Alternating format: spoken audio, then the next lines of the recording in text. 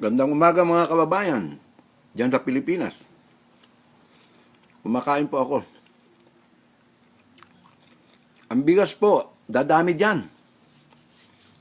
Alam naman ninyo yan sa totoo lang, napakaraming aksaya.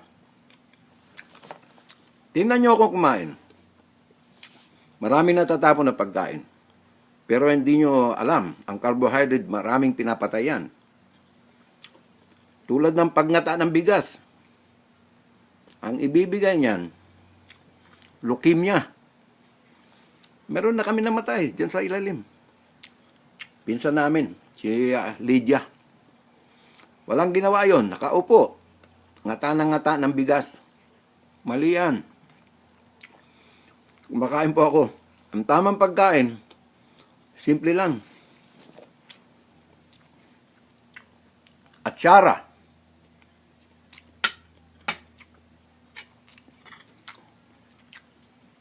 Isda. Pritong isda. Sarap. Saging. Kapiraso lang. Alam mo yung pondo natin sa tiyan, maliit lang yan. Oh. Sarap. Kikita nyo ang kanin ko, kung gaano karami. Nako.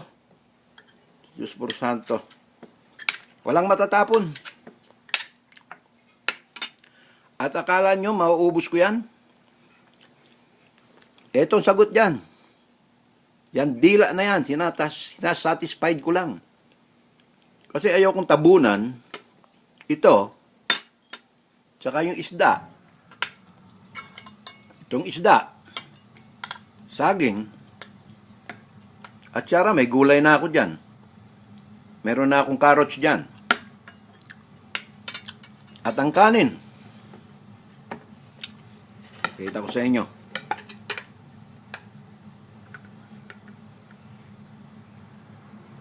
Yan.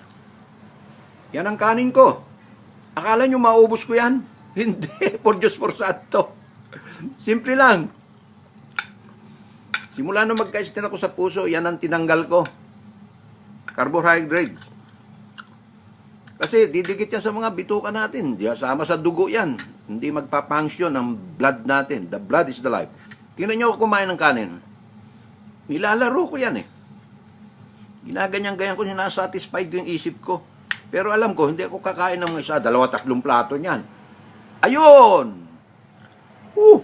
Titikman ng dila ako. Patagalin nyo doon. Sarap.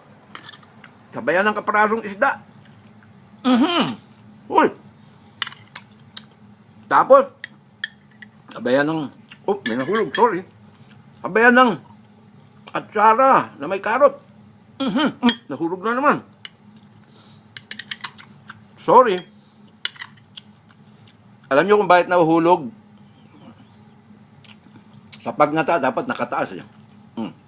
Pero sa Saudi Arabia, na pag kumain po sila ganito, mahal na mahal nila ang pagkain nila. Dahil nagpunta ako diyan sa Saudi, 2 years ako diyan. Pag inilagay ang pagkain sa kamay nila, nakaganon po yan. Nahawakan maigi na wag mahulog. Susubo po sa bibigyan ng pagganon. Walang hulog. Yun, hinulog ko talaga, nampol ko. Tingnan nyo. Saging. Oh.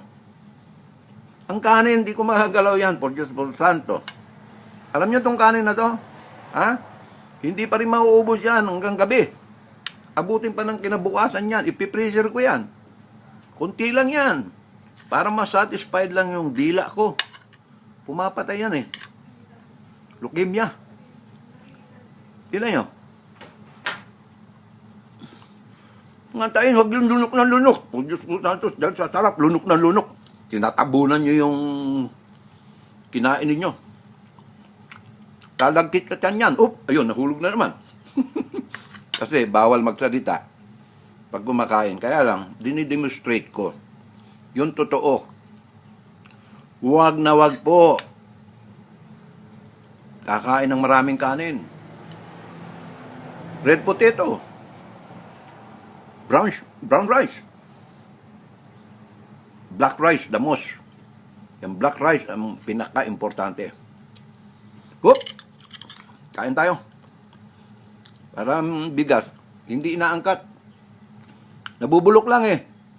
Bubulokin nila eh. Hoarding, kawawa kayo. Oh, ito, kain oh. Isda po to. Tilapia.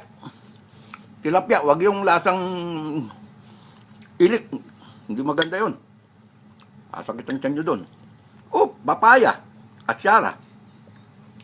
Lagyan ng karot. Ayun na, may vegetable. Oh, oh. Op, op. Kailangan ng kanin. Op, op, op, op. Op, op. Op, kailangan ng kanin. Op, op. Op, sobra yan, sobra. Delikado yan. Op, op, op. Op, op, op. Ayun. Dila. Tapos, busog na ako. Yun lang. Thank you. Iinom ako ng tubig. Yan ang tamang pagkain. Hindi kayo nalulunod sa carbohydrate, yung puting bigas. Lahat bibigay ng sakit niyan. Pag nahaluan yan ng sugar, lalo na sugar, kasi nahaluan yan, maninikit yan. Oh, maraming salamat, Jimbo. Dadami ng bigas dyan. Sobra. Oh, may tawag ako sa telepono.